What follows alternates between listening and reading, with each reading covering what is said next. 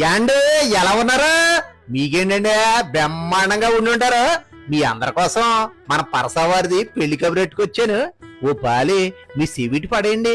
మన పశ్చిమ గోదావరి జిల్లా నరసాపురం మండలం ఒడ్డివారి మేరకు వాస్తవ్యులు శ్రీ పరస విష్ణుమూర్తి గారు శ్రీమతి లక్ష్మి దంపతులు ఉన్నారు కదండి.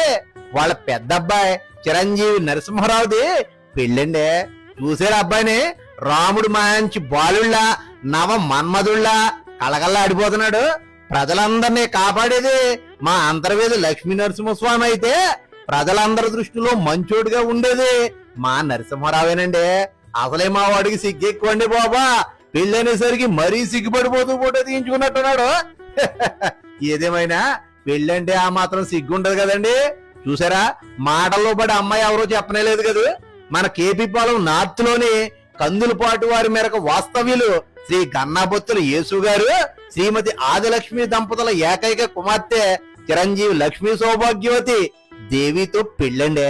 చూసారా అమ్మాయిని? కొందరు బొమ్మలా ఉండదండి. నమ్మండి, ఆ అమ్మాయిని చూడగానే మన తెలుగింటి సాంప్రదాయం కొట్టొచ్చినట్లు కనపడుతుందంటే అతిశయోక్తి ఏమీ కాదండి, పెంపకం అలాంటిది. మరి ఏదేమైనా జంటను చూడాలి గాని సిలకా గోరింకలా ఉన్నారండి. నమ్మండి, మరి అలా చూసేయకండి బాబా, మన దిష్టి తగిలేలా ఉందా? ఇదిగో వీళ్ళిద్దరిని అక్కడ పెళ్లిలో చూసి ఆశీర్వదిద్దరు గాని పెళ్లి మాత్రం జూన్ 5 గురువారం రాత్రి 8:35 కండి. ఇంక పెళ్లి ఎక్కడంటారా? శ్రీ వైభవ్ వెంకటేశ్వర స్వామి వారి సన్నిధి కాపులు గొడప వేములది వెస్ట్ పంచాయతీ అండి.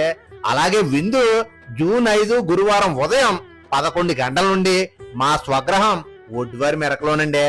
గుమగుమలాడే వంటకాలతో ప్రేమాప్యాయతలతో వడ్డించేస్తారు. మనసారా విందు ఆరగించేయాలండి. మర్చిపోకండి, పరసవారి విందంటే ఆ మాత్రం ఆడావిడ ఉంటది కదండి. మరి ఎన్ని పనులున్నా పక్కన ఇట్టేసి పిల్లాజాలను తీసుకుని తప్పకుండా రావాలండి. లేదంటే మనకు మాట వచ్చేస్తుందండి. వస్తారు కదా, రాకపోతే మాత్రం బెంగెట్టేసుకుంటామండి. మరి ఇంక చాలా పెళ్లి పనులు మిగిలిపోని ఉంటానండి.